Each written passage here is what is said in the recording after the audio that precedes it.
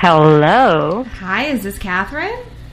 It is. All right, well, let me do the official introduction. Ladies and gentlemen, we are very excited to welcome a returning guest to Crag Radio. We are very excited to welcome actress Catherine Mary Stewart. You're on the air live with Terry and Tiffany. Welcome back. So happy to be back. So this time I don't have to be the translator. And you sound so clear. I'm so glad to know that you could afford a more expensive phone than what Kelly could. Apparently so. I thought you were going to call me on the cell phone, and there's always that sort of delay with the cell phone. Right. So this is my landline, so this is probably the better idea. Yes.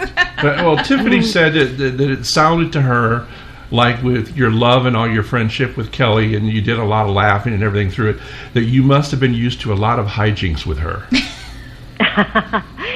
Kelly and I, well, we've just stayed really good friends ever since we did Night of the Comet together. So, yeah, she's hilarious. She is really, really funny. I mean, we really are just like, sisters in a way. Yeah. We joke around a lot, and we kind of get each other, and yeah, so it's really fun. There's sort of no holds barred with Kelly. We had the greatest comment from her. I just wanted to share this with you for a second.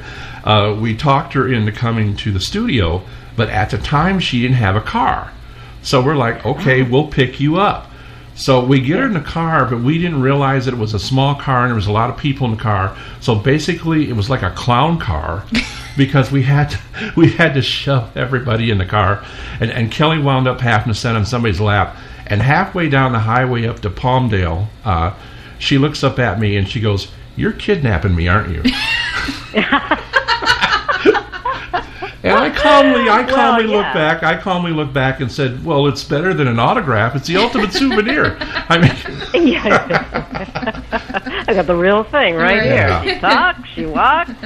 Yeah, it would even have been more suspicious if you sort of said, "Why don't you just sit in the trunk here?" Yeah.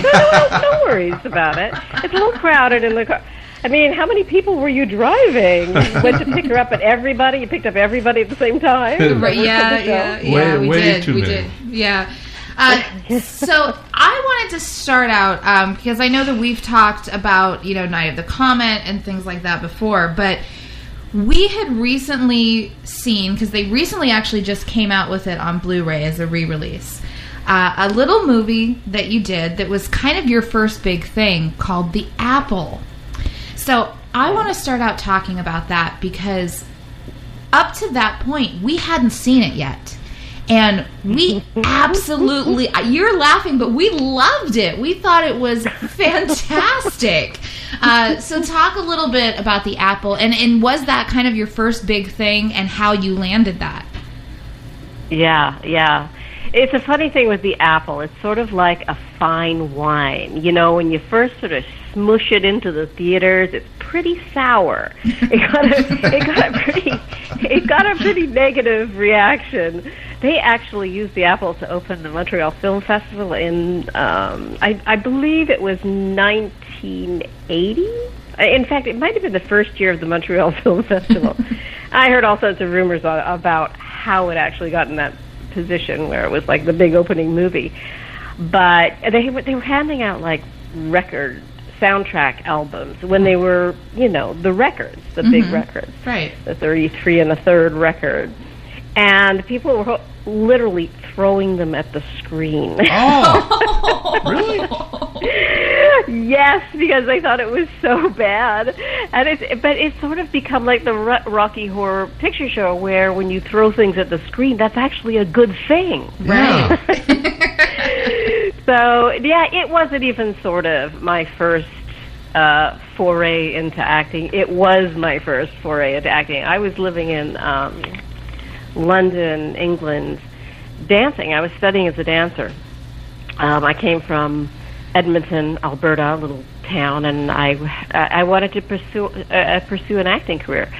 I mean, not acting career, excuse me, dancing career. And so I thought I'd do some training there. I'd already done a bit of touring and things as a dancer in Canada, but I really wanted to kind of just get out and experience a little bit more. So I had been there for a couple of years, and one day I was walking to my regular class. I was dancing like 5 days a week, all day long, every day. And some of my classmates, fellow students, were kind of walking in the opposite direction. So I said, "Where are you going? Class is that way." And, well, we heard about this audition. They're doing this futuristic rock musical, and they need a whole bunch of dancers. And so we thought, we'll go and audition. I thought, I should do that too. As a matter of fact, my sort of mentor from Edmonton was like, get as much audition experience as you can, because I had sort of, in Edmonton, I just became, this dance school created this company, and I was just automatically a part of it. So I'd never had like professional audition experience. So I thought, okay, I am going, this little voice in the back of my mind was saying, Jill McDonald said, go get experience, so I'm going to go do this. So I went, and it was literally one of those cattle call auditions that you can imagine. There must have been 200 dancers there, and this choreographer who turned out to be Nigel Lythgoe from So You Think You Can Dance was like, auditioning all these dancers, and I'm like, doing my thing. And at some point in the middle of it, I noticed the director. Well, I didn't know who he was at the time, but this man at the front of the studio was kind of like looking at me, kind of through his fingers. You know how you can create this sort of square with your fingers, and so it's like a film frame. Right. And I thought, who the hell's he looking at? And sure enough, he comes and drags me out of the group, and he says, "Can you act?" And I'm like, "Yeah." And he says, "You sing?" I'm like, "Sure." Next thing I know, they're giving me a little script to read from, and I'm working with this pianist on a song to sing, because I came completely unprepared. When you go to an audition, you're prepared to do all these different things. And I was on my way to class, so I had no preparation whatsoever. And I did this audition. The next day I came back, they did this whole sort of photo session with me, and I ended up with this role in a movie, a feature film. And it was, at the time, a relatively big budget thing. And honestly, it wasn't even like I was like, oh my gosh, I can't believe I'm in a movie. I was like, oh, I guess I'll do this now, So it was one of those fairy tale stories of, that you hear every once in a while of an actor. This happens. What's that?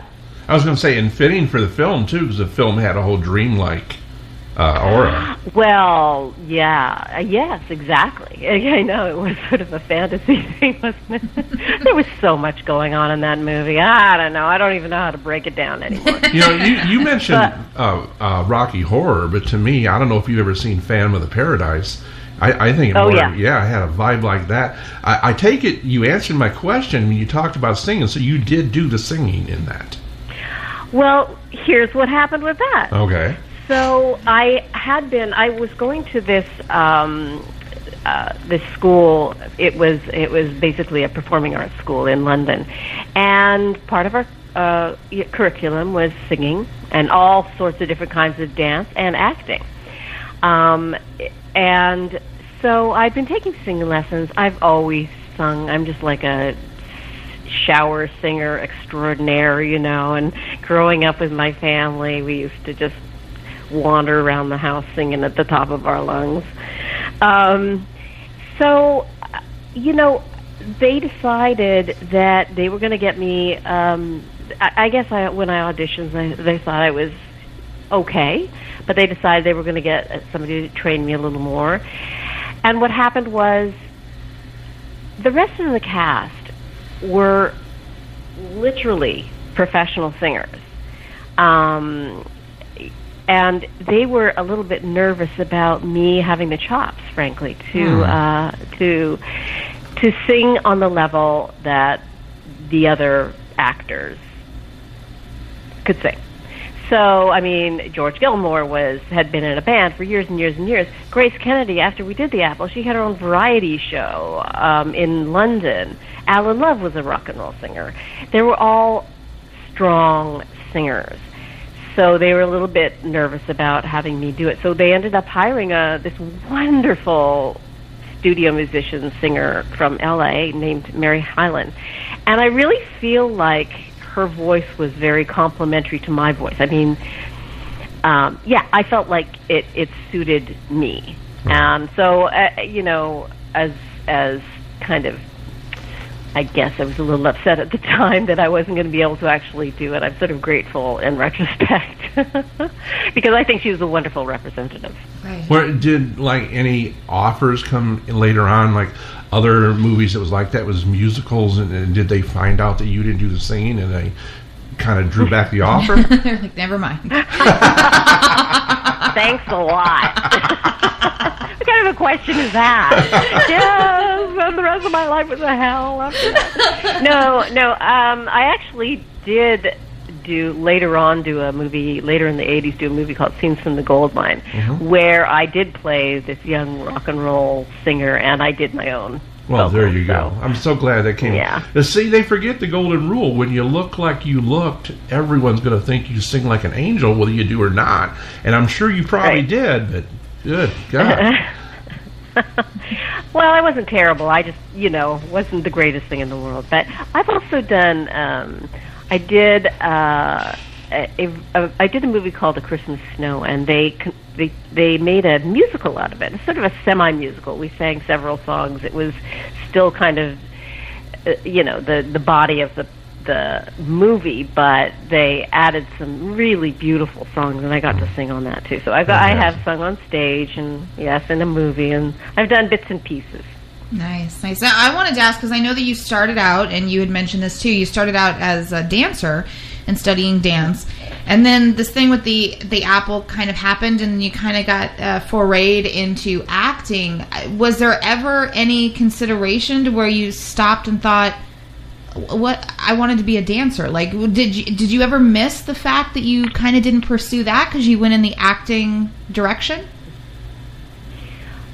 Well, I always kind of thought of dance as my foundation, and if the acting thing didn't work out, I would go back to that. But it really did snowball. I mean, opening the Montreal Film Festival, and then from there I went to Los Angeles, and just even having that simple credit as a lead actress in a feature film, they don't necessarily watch the films to see what it's all about, but it gave me some credibility in the eyes of the powers that be in the business in LA. So it was very helpful. It did snowball. I continued to take dance class for a long time, just because I was just talking to Jenna Elfman about this the other day. We were doing a convention together, and she was a dancer, and how so deeply bonded it is into your soul. Dance is just, it gets right into your blood, and you never lose it. You're a dancer forever. If you were a dancer for a significant amount of time, you are a dancer forever. Your whole being kind of rotates around that, which is a good thing, because you're so, not only are you just so aware of your own body and the health of your body and the fitness of your body, but the discipline that's involved with being a dancer is so intense that it just can't help but serve you through your life. We were sort of relating to each other about that, how I used to be, everybody on the set would be, you're Kathy, you're such a trooper, you'll do anything. And I'm like, this is nothing. You should be a dancer. Right. Now that's doing something. So in knowing Jenna, I know Jenna is a really good friend of Nigel because we watch So You Think You Can Dance, and she's on there once in a while. Have you seen Nigel in recent years? I have not. When I realized that he was doing this show, I did reach out to him, but he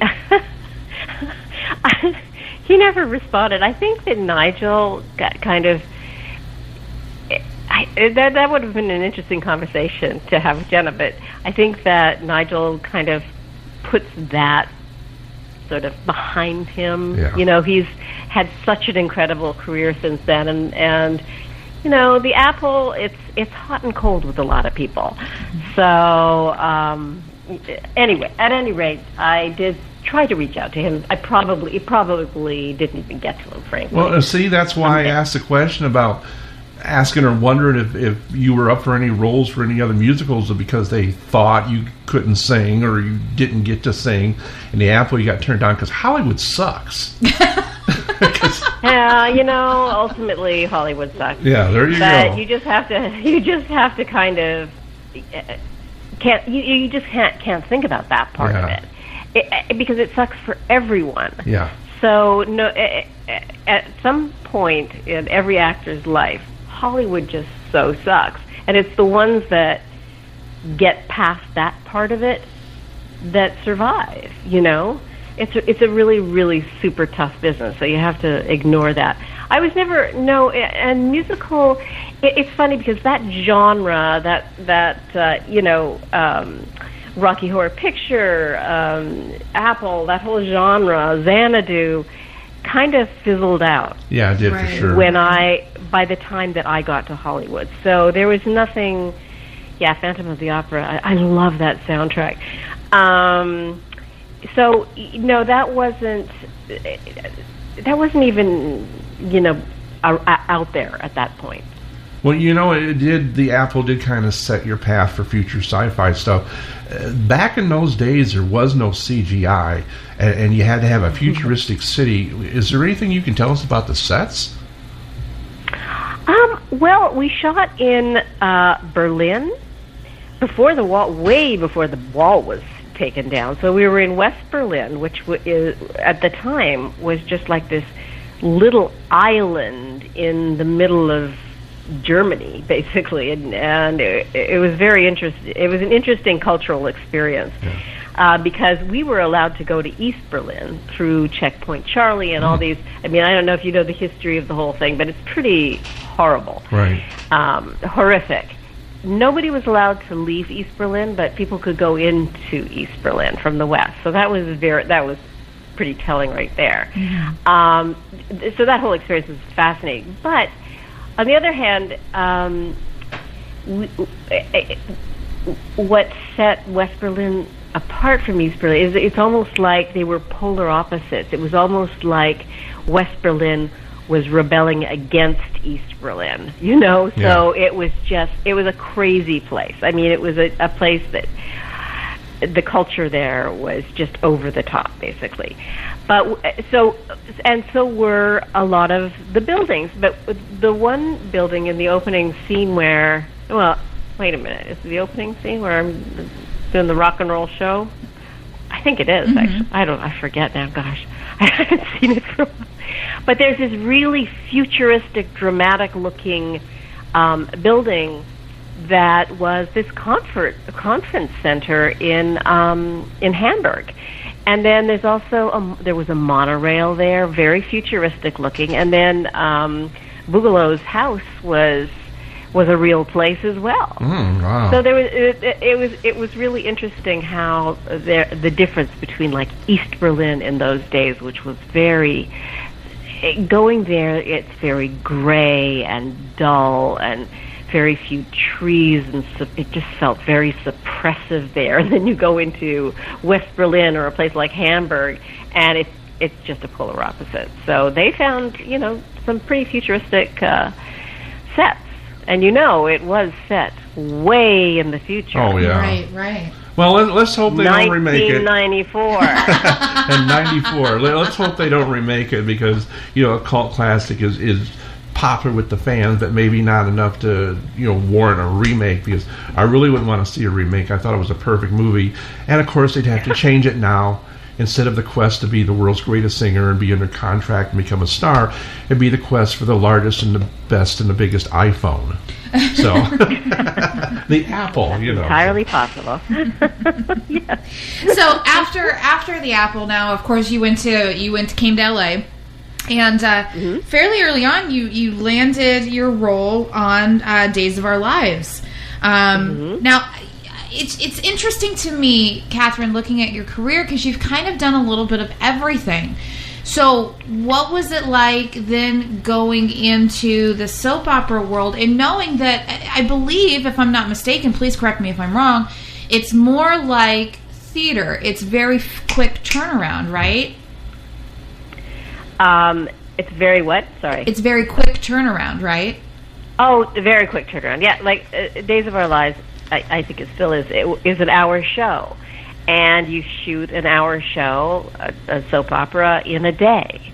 Whereas a movie, you shoot a movie that's maybe 90 minutes long, an hour and a half, in, minimum 3 weeks.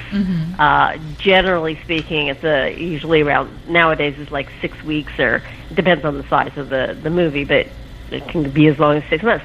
So you can just imagine shooting 120 pages in one day, as opposed to even having 3 weeks to shoot it, which is a really small short schedule. Right.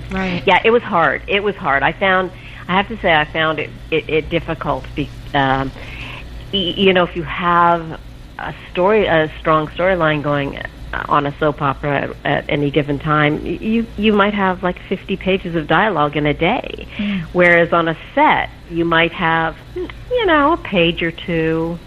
Heavy Day might be 5 pages of dialogue, which is not all you, obviously. It's every other character that's in the scene, right, or scenes or whatever. So I found that very, very challenging. Yeah. We just had on. I was wondering if maybe he was on with you. Wesley Ure, who was from Land of the Lost, and he did Days of Our Lives. Was he on with you, or? No, I don't think so. I was on, I think my years were like 81, 82.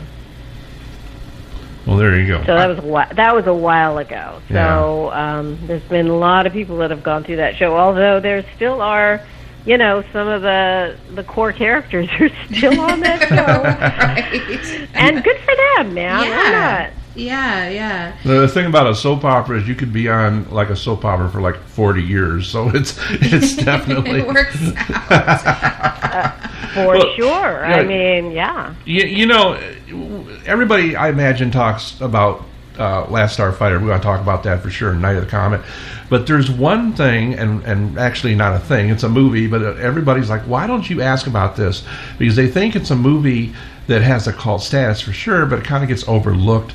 Actually, you started with a friend of mine, Dan Roebuck, who we know very well, and that's The Dude. Can you talk about The Dude? It's just called Dudes. Mm-hmm. Yes. Dudes.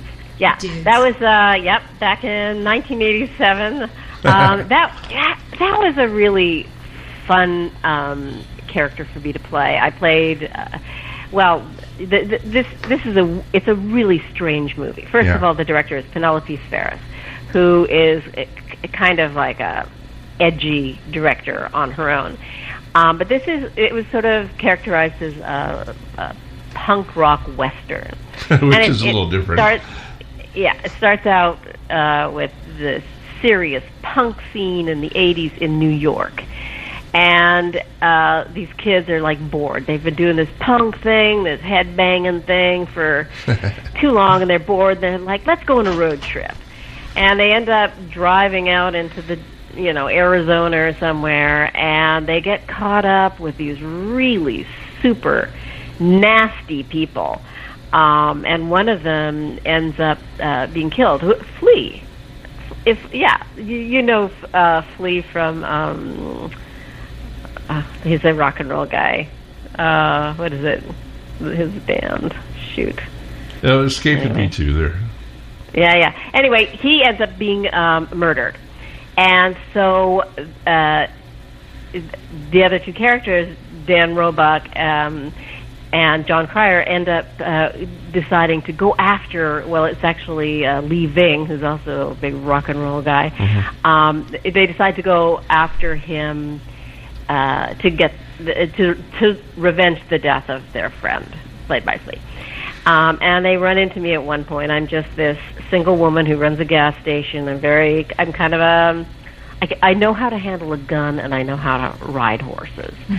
And for me, that was like dying and going to heaven, because I just I've always sort of fantasized about doing like a cowboy movie. When I was a kid. I loved cowboy movies.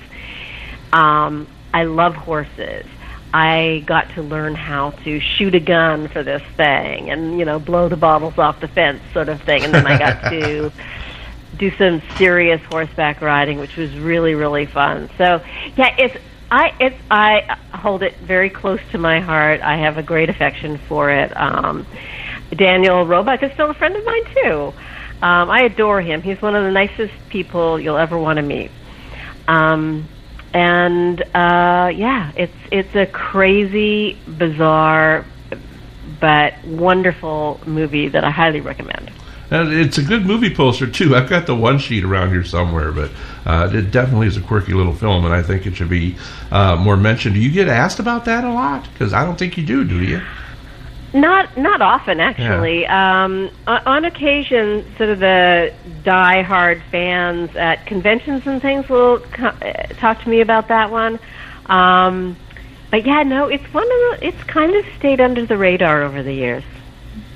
Well, they need to dust it off, I think. While we're going through this interview, I'm getting questions that are being submitted by listeners. So every once in a while, I'll kind of pepper those in here. This question, it's a comment and a question, is from Colin, and he says, when I was in high school, Night of the Comet was one of those where you came in on Monday and everyone had seen it over the weekend and everybody was talking about it. Can you ask Catherine, how does she feel that so many of her films were not only embraced at the time of their release, but have now become cult standards? Yeah. Well, I sort of feel like Night of the Comet and The Last Starfighter specifically were the kind of film that kids were allowed to see maybe for the first time by themselves, right? Which is always like a real pivotal time in your life. You always remember kind of the first movie you ever saw on your own. Your parents weren't with you to make sure it was okay, or it wasn't a Disney movie or something like that. And I sort of feel like that kind of thing has a real impact on kids. And it stays with them. I also feel like one of the wonderful things about Night of the Comet and Last Starfighter are that they were about characters that were relatable. They were sort of character-driven stories. It wasn't just about all the special effects and explosions and killings and guns and all that other stuff that you see so much these days. It was about characters that these kids could relate to or aspire to be, I get young women coming up and to me saying how much the character the character of Reggie influenced them in the day, as well as men, by the way. What's really, really interesting is how many men found this really sort of tough, independent girl who could really look after herself in an apocalypse. I can't talk. This is way past my bedtime. Yeah, you're in New York, so I'm in New York. I am so in bed by now normally. Anyway, and they, they're whatever. They're 30 or they're 40 years old, but that's the kind of impact these movies have had, and they're introducing them to their children now, because they're also not only inspiring in a way, but they're harmless. Right. There's nothing about them that is going to, screw a kid up, really. They're just meant to really kind of boost people up. Mm-hmm. So that's my theory anyway. I feel like they're movies that stuck with these kids, that saw them at a real pivotal time, and maybe there was something about them that was different and entertaining enough and relatable enough that they just latched onto it, and I'm really grateful for that. I think it's, who knew? Yeah, who knew? But I kind of knew when I was going into it, because I'm a big fan of that kind of film. I mean, movies like Last Man on Earth and Vincent Price, and movies like that, to where you become the last person on Earth. There's a great Twilight Zone episode with Burgess Meredith too, where he wants to be alone to read books, and then there's an atomic war, and he's allowed to sit there with his books, but he breaks his glasses. So it's irony. How do you feel that movie relates to you? I mean, if it really happened, I know there'd be the fun of shopping for free and all that stuff, but would you worry about the loneliness? Could you deal with just you and your sister and maybe a few other people? How would you feel about it? I'm sure you've been asked this before. I actually have never been asked that question before. Well, yes, for me. All right. Kudos to you. Yeah. How would I feel? Well, I think part of it, the way they reacted and the way they did, was because they were young and they had limited life experience, and at that point, when the movie ends, they were still sort of going, well, this is cool, we get to dress the way we want to dress and take on this whole new persona. It sort of showed another side to the two characters, I think, of Reggie and Samantha. At the afterwards, when they meet up with Hector and the two little kids, somebody asked me actually the other day about, why did you wear that dress in the end? That was hideous. and I actually had a lot to do with the wardrobe. I mean, we literally, the wardrobe person and I went out and shopped for stuff, and I was like, this is maybe Reggie's idea of what she's supposed to be now. Yeah. Right. Kind of Mother Earth, this kind of super feminine, and little Samantha, the cheerleader, was all of a sudden this like sexy beach babe, that last scene is so telling. It's like where she starts to cross against the light. And I say, we do not cross against the light. She's, why not? It's a ghost town. and I say, the burden of civilization is on us. We are. So at that point, it's like they're taking on a whole new personality and kind of digging it. Mm-hmm. Now, a year into it, it might be another story. Yeah. It would be interesting. It would be interesting to see, the whole idea of a sequel. What happened to these people? Did Hector and Reg repopulate the Earth? Right. What happened to Lillian? Did she give Hector Texas after all? I don't know. But as an adult, I mean, if an adult was left in that situation, certainly there would have been a little more thought into like, oh my God. What about the shopping aspect? I mean, if you could just go do or take whatever you want to do, what would you do? I don't mean the actress. I mean you, Catherine. What would you do? Me as a human being. I don't know. I might go out to New Mexico or Arizona, find myself a horse, and gallop. There you go. And I just love the humor in the movie. Probably one of the craziest parts, though, is I love when they go outside, they see the humans have all been dissipated in what looked like Kool-Aid. I don't know what it was. But whose idea was to take their finger and put like the little two eyes and a nose, and it just looks like, when kids stick their finger in the sand. Whose idea was that? I'm not sure exactly what you're talking about. So you're talking about the red dust, right? Yes. Yeah, the red dust. If I'm not mistaken, is there not a scene where it looks like somebody just stuck their fingers in there for a couple eyes and mouth, or am I wrong? I'm not sure. Maybe there is. Maybe that is a scene that they sort of. I don't recall the shot, frankly. I'll have to go back and look. Yeah, me too. Maybe exciting. I was stoned when I watched it, but I swore. I hope you were stoned when you watched it. That's all I can say. This is so much better. Another question from the listeners: two actors that were in Night of the Comet that everybody here absolutely loves. Oh, me too. Yes. They're wanting to know what it was like to work with Jeffrey Lewis and Mary Warnoff. I know. Well, Jeffrey Lewis. One of my favorite scenes was with Jeffrey Lewis in the underground science place. Do you remember the scene I'm talking about where he's kind of caught me and he's like, so he's asking me all these questions, and it was so much fun working with him. He's such a giving actor, and he is so entertaining to watch. I mean, he had such wonderful moments in that movie that were just classic Jeffrey Lewis. I was thrilled to be able to work with him, and like I said, that one scene was my favorite scene in the whole thing.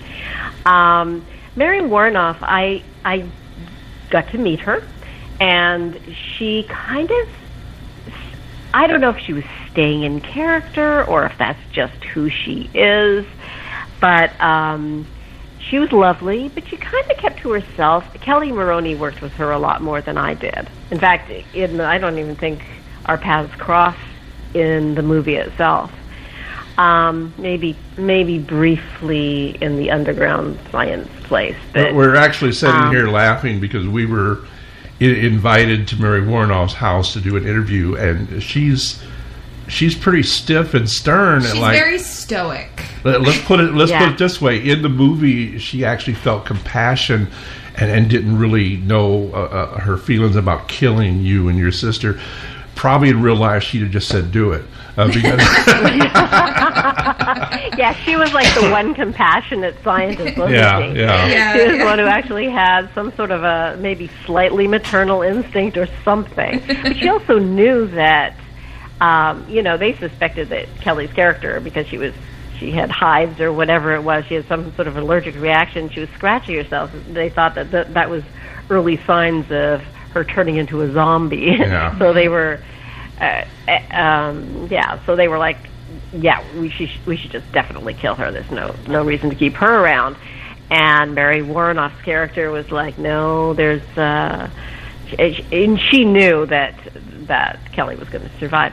It's interesting, though, in the original script, I guess it was, that Kelly tells this story. She might have said it actually on the interview that we did before, that she wasn't even she was supposed to die. She was going to die. But they decided to have her live, and I think that was a good choice. It's more of an empathetic kind of a choice. But I Mary Warnoff always fascinated me because she first showed up as one of Andy Warhol's people. Yes, for sure. Yeah, he used to surround himself with some very interesting people back in the day here in New York, and she was one of those. And I was always like, I didn't ever have a chance to ask her anything about it, but I was fascinated by that. Well, she's a wonderful person. God, you can't get a better actress and so professional. She's a little scary, that's all. And I say that in a kind way. I think stoic is a good word for it, yeah. Oh, I don't know. As we were walking up her walk, my daughter, who's the other host here, she was crapping her pants. Because I was intimidated at the time. I was like, okay, we'll make this work. So a lot of people are also asking, a lot of the listeners are asking that they said, and I don't know if it would even be something you would consider at this point, knowing how long it's been since Night of the Comet, but for years and years and years, there's been rumors and talk about a potential sequel. Is there any truth to that? And if they did come around and want to do a sequel, would you be interested? Oh, absolutely. Well, of course, I'd have to read the script and, see who's involved and all that other stuff. Mm-hmm. But, I mean, I think it would be a gas. This is something, you see so many remakes, especially, there's a lot of 80s remakes going on right now. Yeah. And I think that's a mistake because there was a charm that existed in the 80s that just doesn't seem to exist at the moment in movies. Right. It's hard to duplicate the reason that these little 80s movies were successful. But a sequel, I think, could be really, really interesting. As I feel would be for The Last Starfighter. It has been a long time, but we can pretend it hasn't been that long. Right. Well, or maybe, we're grandparents now or something. Well, if you don't think that some films could be or should be remade or have that same magic, you've got a pretty good protection in The Last Starfighter because it kind of revolved around video gamers. I guess they'd have to change that when they redid that thing. Well, I don't know. That's a very good question. Where would they take it from there? Because those kind of video games are not around anymore. But, I mean, you could update it. I don't see why not. There was some sort of... there's been talk about The Last Starfighter for years. There's some serious talk about it. But there was something... the rights to the story were tied up with 20th Century Fox or something. But they're not anymore. And Jonathan Betchell, the writer, now has the rights to it. And he's actually... It sounds like they are working... He and Gary Whitta, who was involved with Rogue One, that Star Wars movie, are working on a sequel. Oh, and okay. Apparently, Nick Castle says that who was the director, and he may not be involved as a director, but he hopes to be involved on some level. But he says the plan is to bring back Alex and Maggie. And maybe a little child of some sort. So who knows? It's like, I mean, if you're going to have a sequel, it's in the future anyway. So if there's not those games, there's something else. Something replaces that. So knowing it's in the planning stages, or I don't think they'd probably go there yet. But do you think they might ask you for a cameo, or have they? Well, like I said, I mean, Nick Castle suggested that their intention was absolutely to have Lance Guest and me back in it. No. And I don't know if it would be just a cameo. I hope not. I hope it would be, relatively significant role. I mean, it would make sense. I mean, the last scene in The Last Starfighter is us going up into the spaceship. So you would think that they might get us in there a little bit. Yeah. I had heard something, I don't know, I thought I heard or read that Kelly said it on Twitter or whatever. Wasn't there a Night of the Comet graphic novel of some type? I have no idea. Really? I don't know about that, actually. Because that might lead into a sequel. That's why I'm thinking of that. Wouldn't that be great? Yeah. Well, I remember also the last time I was on, and she was on sort of faintly in the back. She was talking about how she was trying to legally get the rights to Night of the Comet. Right. So, so that she could have control over what happened to it, and couldn't do it, did not succeed. But, I'm sure she'd be interested in a sequel, too. Well, it was but really I don't know anything about a graphic novel. Oh, okay. Well, it's really interesting to hear you talk about learning how to shoot and loving guns and everything, because man, that is like the single thing that Kelly loved more than anything was the guns. So I guess, well, yeah, there was a big issue with the guns, right? I mean, the director wanted Uzis, and they, I don't know, were only budgeted for MAC-10s, and they could only get MAC-10s or whatever it was, and MAC-10s notoriously locked when they weren't supposed to, and so that was that line was kind of like a jab to the producers, where we shoot at the car and it keeps locking and she keeps jamming, I should say. And she says, That's the problem with these things. They're always jamming or whatever. Yeah. Daddy would have got us Uzis. That was something that wasn't in the script. It was something we did sort of spontaneously, and my reaction was, well, the car didn't know the difference. So another question. Yeah, it was fun. That was fun. That was really fun too. Another question from our listeners before we go here is, can you please ask Catherine about a movie that she did that I don't hear a lot about anymore, and that is World Gone Wild, where she acted with Bruce Dern, Michael Pare, and Adam Ant. Oh, God, 3 of our favorites. I know, seriously.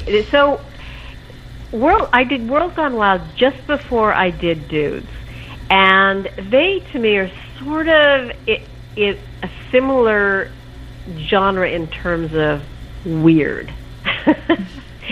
But I again, this was we shot this out in the desert, which I love. I'm a desert person. With Bruce Dern, give me a break. Oh my God, he was so fantastic. He's the funniest man. Oh yeah, so I funny. know. Yeah. He's so smart and he's so subtle. He just is there in the moment, in character, and solid, and just great. I ran into him about 3 years ago. I went to a screening of one of his movies, and I decided to go backstage and just to say hi. And he remembered me crystal clear. I mean, it's been 30 years, and who am I? Well, this man has a memory like a steel trap. I mean, this guy remembers everything. He's incredible. I mean, he has a huge reputation for that, but he tells stories from, years and years and years ago, and he can go on for hours, literally. And he was so nice. He came up to me and said, "Oh, it's so good to see you again. You were so good in World Gone Wild, and I really enjoyed working with you." And I was just like, "Oh my God, it's Bruce Dern! You know who you are."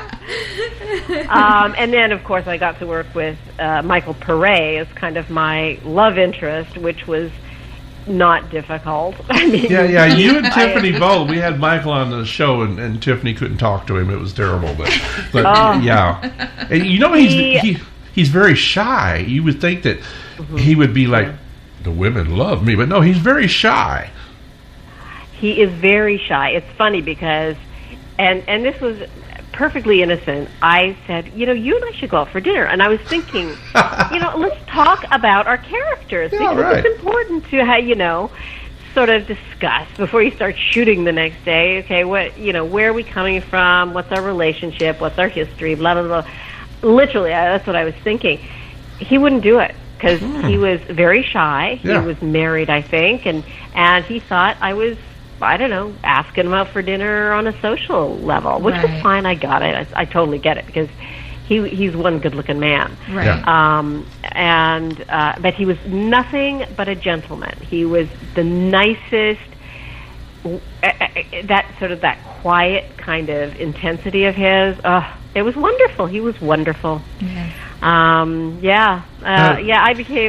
loved working on that movie. These actors on that movie were just fantastic. The magic question is the one you didn't mention. I don't know how much interaction you have, but isn't Adam Ant known to be a little eccentric at times? Have you seen the movie? I've seen it like a long time ago. Yeah, definitely. Yeah. But he's yes. On and off screen. I would maybe characterize him as like a method actor. Yeah. This character. That's a good way to say it. Method actor. He played just the nastiest human being you can possibly imagine. He was like this sort of cult leader, all dressed in white, and he led all these people around, all dressed in white, in like these giant tanks. So this is post-apocalyptic Earth. There's no water. He's like traveling everywhere to find water, and leaving just this path of death and destruction with these and these people that he leads just do whatever he says. They'll just massacre a whole group of human beings just for their water. I mean, he was a horrible character. You couldn't get any nastier. And he did it really well. Well, I don't know. He was very, very good at it. Right. To be sandwiched between Michael Pare and Adam Ant, they're both good-looking guys, and I say that in a very heterosexual way. They were very good-looking. Yeah. Well, you know I do live by Hollywood. But anyway, so everybody wants to know, I know that you're busy all the time, because you're always doing these conventions and things, and you're with Kelly a lot too, so that's kind of cool. But is there anything in the works, or are you just kind of taking life easy? There's something listed on your IMDb that's called "When We Dance, the Music Dies." Is that, because I know sometimes erroneous stuff gets on IMDb? Is that happening? Is that something that you're working on? We shot that already. This was it's kind of a concept movie, I think. It wasn't even like a full-length feature. It was I think he was just trying to, put something together to show people.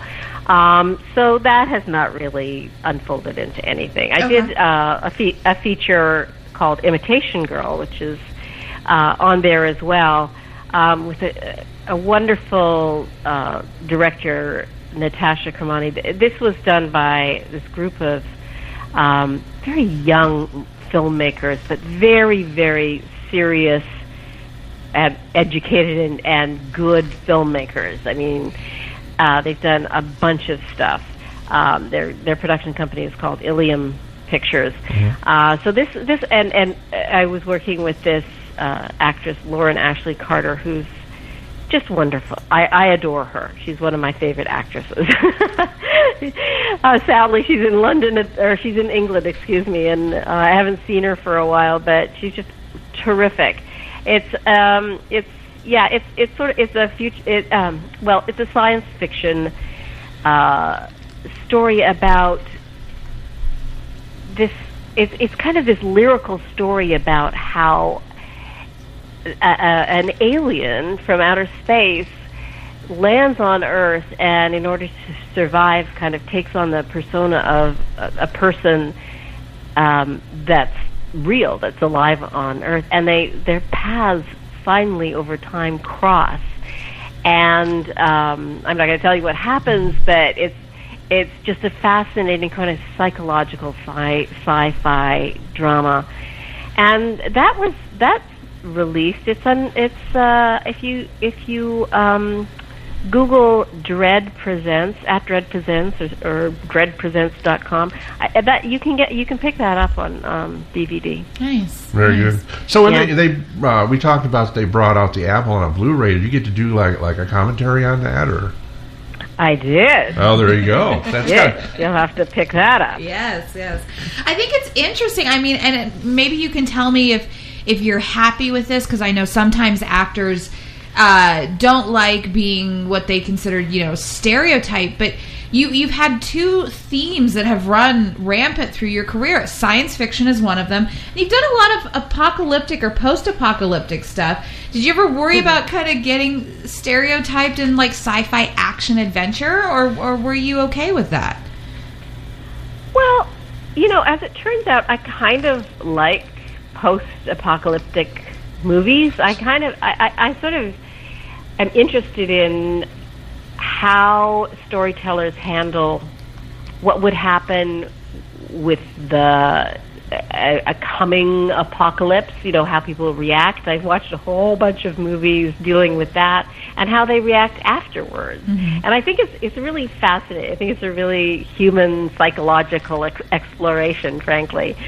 I really have not worried a great deal about being typecast, because I've done, yes, those are maybe like Last Starfighter, Night of the Comet, or they sort of had this rebirth recently, and the Apple is kind of sort of has this very weird cult following. But I've done so many other kinds of things as well. From television to television miniseries, mm-hmm. to lots of different TV movies, and I've been able to play lots of different kinds of characters, and as I get older, they're kind of getting grittier. It's kind of the alcoholic mother that can't deal with their son, and that's really fun for me. I like that kind of thing. And I've played some kind of tough broads and lighter stuff. So I feel like over time, I've really had the opportunity to play a huge array of different characters, and ultimately I think as an actor that's what you want to do. Right. You want to do as many different things as possible. Well, definitely playing alcoholic is a stretch because you don't look alcoholic and you're still beautiful, and it takes a lot of makeup to make you be craggy, let me tell you that. I think like the perfect role for you that you miss, you go along with sci-fi theme, I would have just loved to see you as like Flash Gordon's Dale Arden. I think you would have been perfect. Oh, thank you. That would have been fun. Great. One last question as we let you go here. Now, I'm a fan, it's crazy, of post-apocalyptic movies myself. I think they're fun, which is a crazy way to say it. But you tend to think, too, about what could really happen. Do you worry about anything ever happening?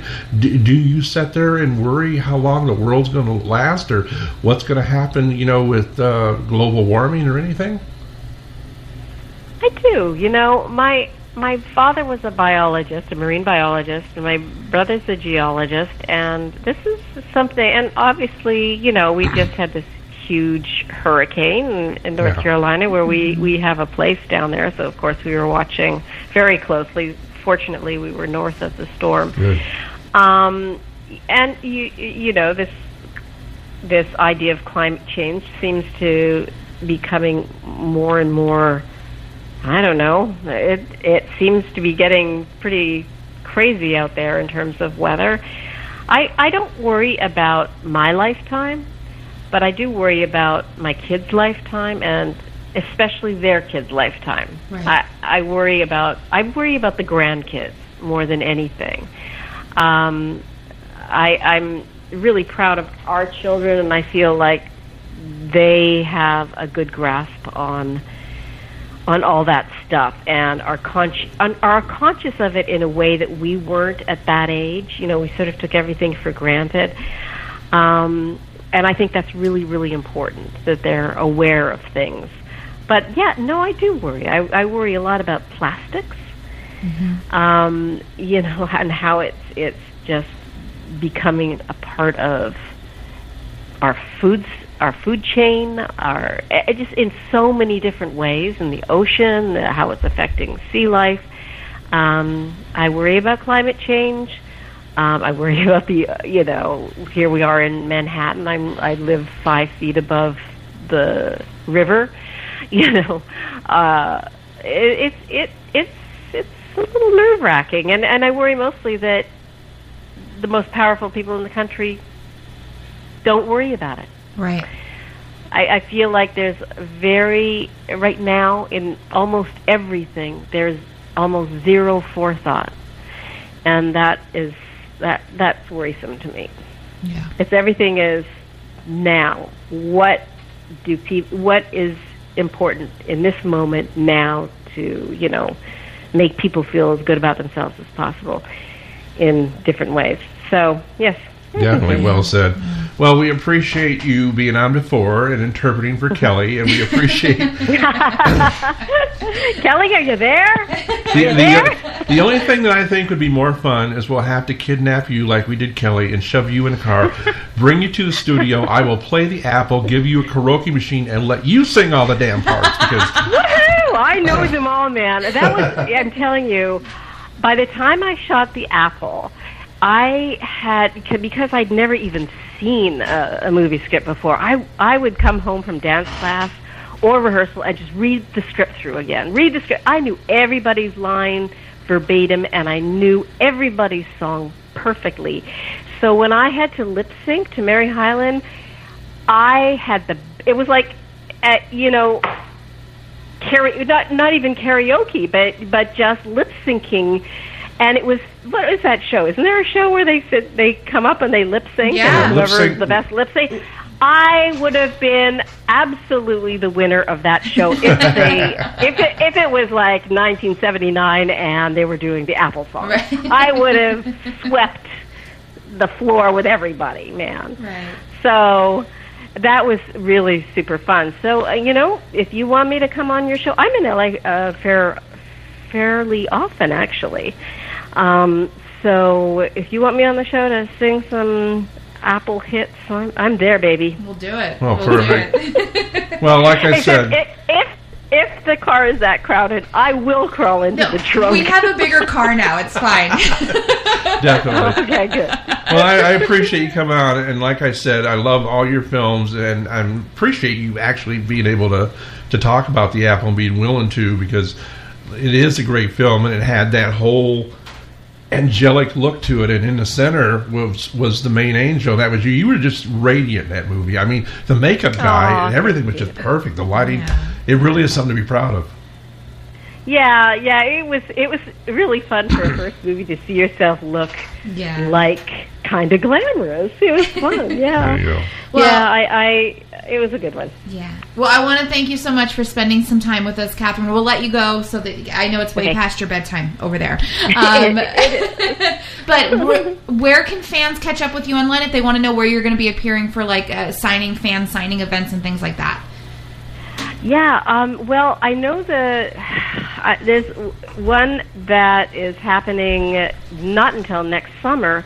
There might be something in between, but I post everything on my Facebook page, which is Catherine Mary Stewart, Facebook Catherine Mary Stewart. I'm on Twitter, which is my handle is CMSALL. And I'm on Instagram, Catherine Mary Stewart. So yeah, you can find me on all. I'm a Tumblr, Catherine Mary, mostly Catherine Mary Stewart. When I was getting my name for Twitter, Catherine Mary Stewart was too long, so I had to put my initials, CMS, Catherine Mary Stewart, and then my husband's the first three letters of my husband's last name, which is ALL. Oh. So CMS ALL. But again, I have a website, CatherineMaryStewart.com. Facebook, I'm on there every single day looking at everybody's comments, so please talk to me. So Facebook, Catherine Mary Stewart. So yeah, and every other one of these social media things, pretty much Catherine Mary Stewart. Well, that's something else that was, genuine 80s, and that's the fact that ladies don't use three names anymore, and it's cool. I know. I'm holding on to that one, boy, oh boy. All right. So I used to joke that I kept that long name, so it took up lots of room on the screen. Yeah, there you go. All right. Thank you so much, Catherine, and we'll stay in touch. Let me know the next time you're out in LA. Okay. Yes, I will, for sure. Have a great rest of your weekend. Bye. Thank you. Bye-bye.